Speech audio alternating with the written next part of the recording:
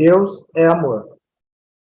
Deus mesmo é o sacrificador e o sacrifício. Ele é o fogo e o alimento do fogo. Deus em Deus oferece sacrifício a Deus. E assim vem a Deus quem, oferecendo o sacrifício, nele pensa. Vejam bem, a palavra Deus, vê se você concorda comigo, João. Aliás, na outra tradução que eu estou aqui, tem a palavra. A palavra Deus está traduzindo Brahman. Tá? Eu entendo assim. Faz sentido, né? Lembra que a gente já viu da outra vez, que eles usam a mesma... A questão do fogo é muito importante, nas tradições esotéricas como um todo, né? Então, sim, olha a tradução neste daqui, é uma outra tradução do mesmo aforismo, né? Para a gente ver se entende melhor, porque eu acho que tem uma compreensão bacana nessa passagem. O sacrificar é Brahman. A oferenda é Brahman. Pelo Brahman é oferecida no fogo, que é Brahman. Não vai além de Brahman, o praticante, cujo karma é Brahman. Então, me parece, me corrija, João, se você tiver uma outra versão sobre isso, mas esse aforismo está tentando, inclusive ele vem logo depois de um que fala sobre a importância do desapego, né? Tentando mostrar que nada do que se faça, que seja feito ou que seja utilizado, não é Brahman. Aquele que sacrifica e o próprio sacrifício e o fogo e a quem isso é dirigido e quem realiza isso, todos esses são Brahman. E a gente entendendo um pouco desse contexto indiano de práticas, provavelmente isso faz ainda mais sentido, né? Em relação aos sacros ofícios, né? As práticas teúrgicas, utilizando o elemento fogo. A ação desse praticante também é Brahman. Para mim aqui ele sintetiza praticamente toda a prática espiritual, né? A retação e vamos dizer assim, e a aspiração ao absoluto, né? Ao divino. Eu acho que, inclusive, quando ele está se referindo aqui ao fogo, ele está se referindo ao fogo mente, ao fogo à energia, né? Que é esse fogo que queima, que ao mesmo tempo desfaz o apego e ao mesmo tempo dá o foco na direção. Para quem não leu o Bhagavad Gita, na tradução, eu até acho que essa tradução, João, que você está usando, que a minha é a antiga, o Valdomiro Lorenz conseguiu dar uma certa fluência maior para o texto. Mas tem algumas versões que você tem que realmente abstrair do texto, porque às vezes isso é comum em sânscrito. É uma sequência de termos, cada um deles tem um sentido, e o tradutor tem que fazer os elos de ligação, e nem sempre esses elos ficam nítidos. Gostei da passagem. Quem mais trouxe alguma coisa? Fala, Marisa. Peraí, deixa eu abrir aqui. Eu estava lendo aqui esse livro aqui meu, ó, Jane, não sei se tu conhece. Eu não li, mas tem aqui em casa. Uhum. Tem uma passagem que, como eu estou lendo, tem muitas passagens maravilhosas, mas como eu estou lendo, assim, aos poucos, né, então, eu trouxe uma que, na verdade, me faz questionar. Eu queria, na verdade, que tu me desse uma luz, como diz a história, porque... Eu só não, o grupo. Todo mundo, porque essa passagem, ela tem um aspecto, um lado que parece com o budismo, né, que tu sabe que eu gosto dessa linha e tal, pá, mas, ao mesmo tempo, eu questiono, porque faz uma diferença um pouco com relação ao que existe e ao que não existe. Vou dizer qual é. O segundo capítulo é o verso 16. Aí diz assim, não há vir a ser daquilo que não é, Assad. Nem há desaparecimento daquilo que é, Assad.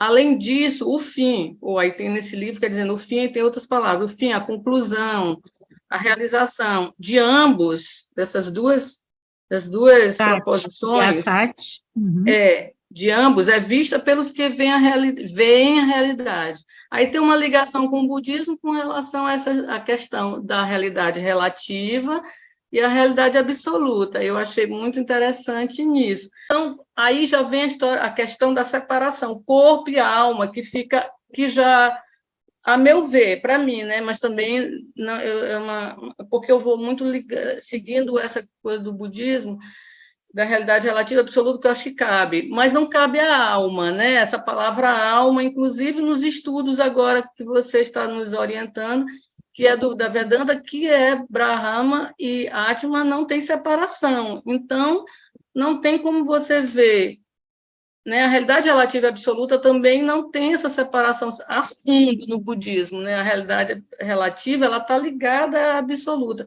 Mas quando você separa, isso eu queria que tu falasse sobre esse texto nesse livro do Hare Krishna. E esse livreto aqui, ó, bem pequenininho, né? Mas eu gostava tanto dele, isso aqui também é bem antigo meu, acho que foi uma das primeiras coisas que eu tive do Bhagavad Gita.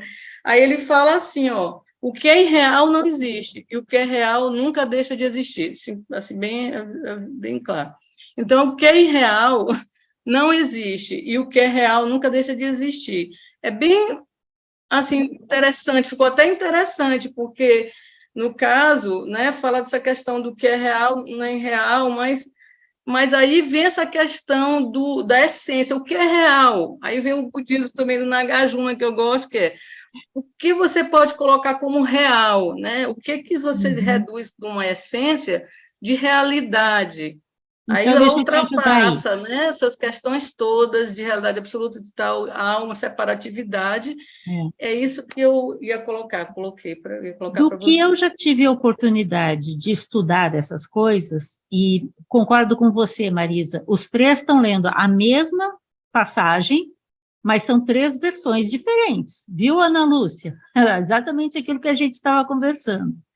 Então, essa última passagem que você leu, na minha opinião, tem um pequeno erro conceitual, quando diz que, vê se eu entendi, o irreal deixa de existir e o real não deixa de existir. É, tipo isso. O que é irreal isso, não né? existe, o que é real nunca deixa de existir. Assim, uma coisa Então, essa forma fica, eu sei que nenhuma delas está fácil, mas essa forma, eu creio que ele está explicitando o que no budismo é muito presente e também existe no Bhagavad Gita, mas não é tão falado, que é a ideia da impermanência. O irreal existe, mas ele é impermanente, portanto, ele tem começo, tem meio e tem fim. Então, ele deixa de existir, mas ele existe. Só que a percepção daquilo que é irreal é aquela nossa reunião sobre Maia.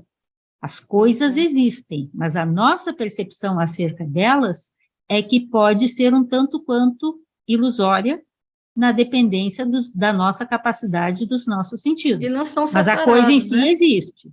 E não estão separados, né? Não são separados. Na essência, elas não são separadas. Na última realidade última, eles não são separados, como parece, né?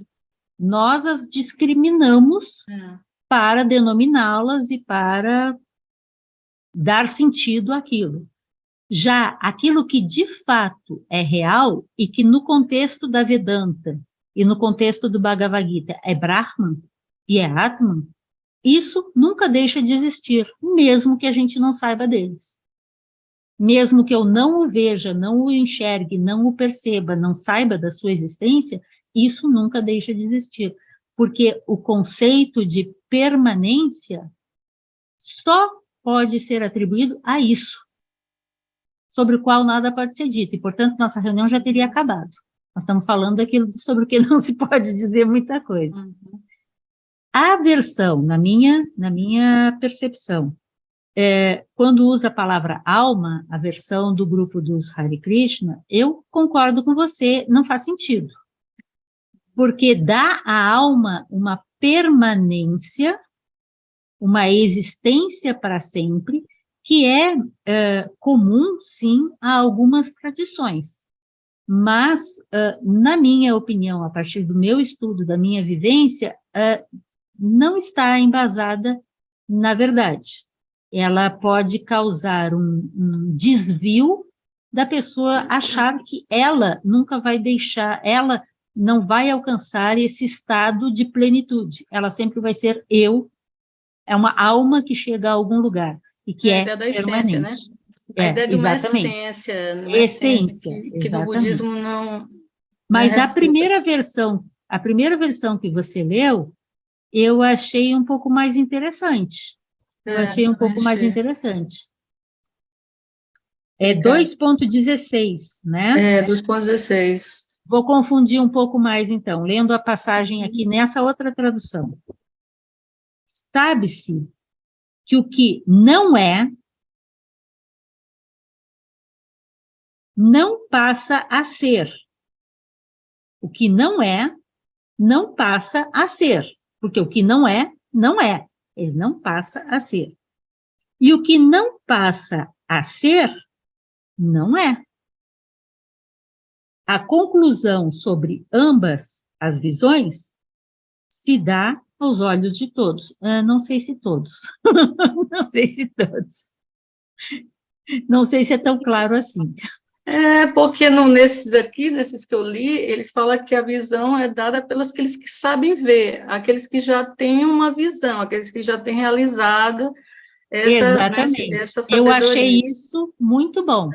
Eu também entendi isso dessa passagem. Seria mais lógico. Aqueles que têm tal estado de yoga são capazes de perceber essas diferenças que são não diferenças, né?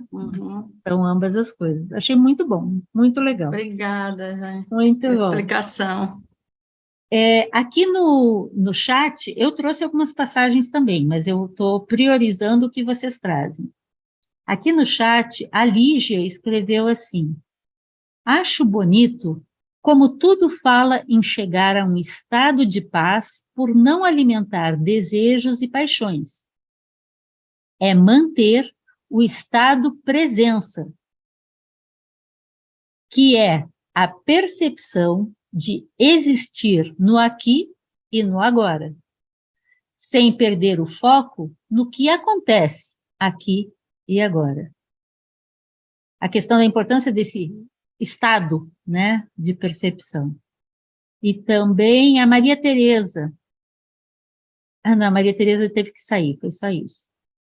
A Irenice trouxe para a gente. Vou ler. Chat Sampati, aquelas 6 qualidades do estado mental. Chama, que é imperturbável concentração. Dama, está traduzido aqui como confinamento às suas próprias esferas. Mas Dama também é esse sentido de manter o foco. Nesse sentido, confinar só a aquilo. Uparati, independência do mundo externo. Percebem como tem uma gradação? Chama, concentração, Dama, confinamento, e Uparati, desliga dos sentidos externos. Quarto ponto, são 6 de Chat Sampati. Quarto ponto, Titiksha, suportar dor e sofrimento sem pensamento de retaliação. Ou seja, suportar todas as adversidades, suportar as sensações sem imperturbável, né? Titiksha é traduzido como imperturbabilidade também, né? Shraddha, meditação fixa sobre os ensinamentos, confiando nesses ensinamentos, estar ali, não desconectar. E Samadana, que é a sexta, o fixar constante do estado mental em Atman. E ela tirou isso do Vivekachudamani e do Shankara, né? Que não por acaso, né, está no mesmo contexto. Obrigada, Irenice. Muito bem, mais alguém tem alguma passagem? Nossa, são 8h22, deixa eu ler algumas para vocês que eu escolhi aqui. Ixi, agora vai ficar difícil. Eu peguei tantas, achei tão interessante. Já que o capítulo 2 já foi abordado, eu vou pegar o capítulo 6. Capítulo 6.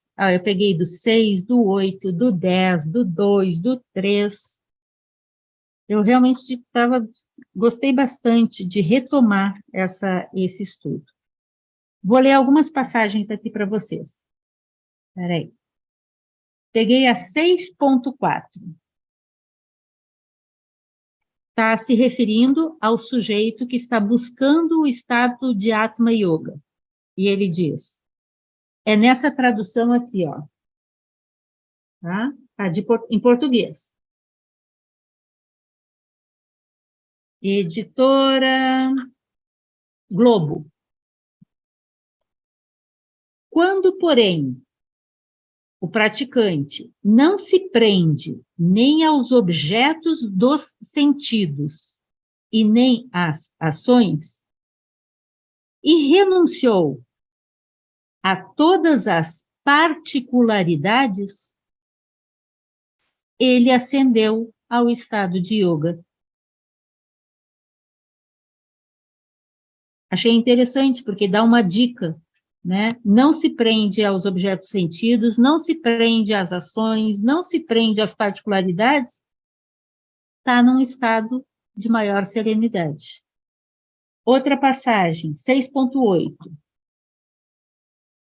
Aquele que tem Atman satisfeito com Dhinana e Vijnana, eu tenho que explicar isso, concentrado, os sentidos dominados, esse yogin é um yukta, é um praticante sério, alguém que está no caminho.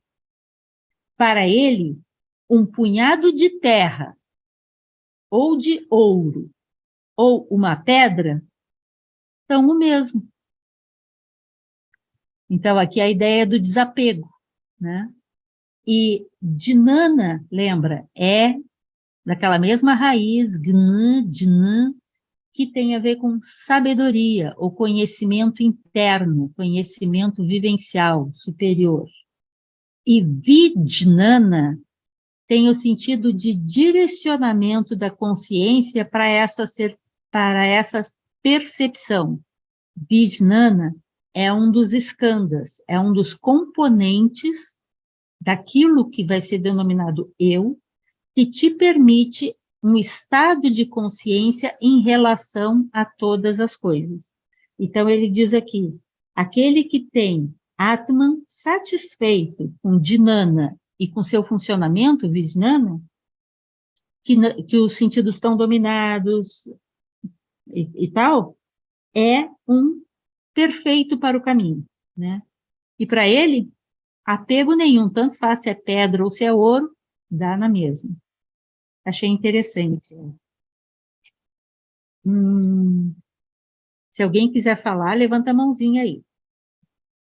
6.15. O yogi com Atman, sempre dominado, mas é no sentido de, sob a sua percepção, manas controlado, atinge o estado de elevação, que é o nirvana, concentrado em mim. O que é mim aqui? É a tradução para Krishna, que está falando, que é Brahman. Né? 6.18. Quando Chitta, que é o fluxo mental que Marina estava chamando a atenção, que é a própria base, a raiz dos estados mentais, é a energia que vai se diferenciar em pensamentos, em emoções, em sensações e tudo mais.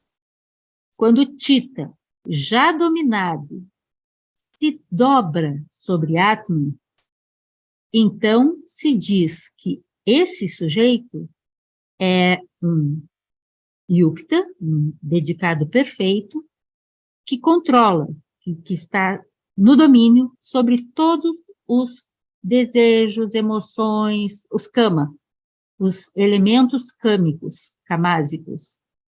No budismo, é os kleshas. E tudo isso ele está explicando para dizer como se chega a Atman. Aqui tem uma sequência. Abandonando completamente todos os desejos originados de estar vivendo neste kalpa, neste mundo. Dobrando com manas a multidão dos sentidos por todas as partes, que pouco a pouco se satisfaça com Buddhi, seu estado mais iluminado de mente, firmemente aplicada, manas plenamente estabelecido em Atman, que não se pense em mais coisa alguma. Uma felicidade elevada adentra o yogi, que está com manas apaziguado. O rajá dos sentidos, acalmado, sem escuridão, tornado ser em Brahman. O seu rajá, sereno, sem escuridão, ou seja, pleno de luz, tornado ser em Brahman. E o último, o yogi, trevas desfeitas, sempre dominando o estado de Atman, consegue felizmente a felicidade infinita, a conjunção com Brahman. E tem várias outras que eu tinha separado aqui também, mas é um pouco para dar para a gente essa ideia. Aí eu vou voltar ao que o João estava comentando. Os termos e os focos e os elementos que a gente usa, conceituais, múltiplos, eles não são a coisa em si. Mas a tentativa desses sábios, e por isso a gente se apoia nesses livros, e Shankara é um deles, a tentativa deles é nos mostrar, por meio dos meios hábeis que eles dispõem e que a gente possa ser capaz de acessar, como se pode chegar a tais estados de plenitude, de identidade, de yoga, né? De vida plena, de bem-aventurança e isso tudo mais. Faz sentido? Algum comentário?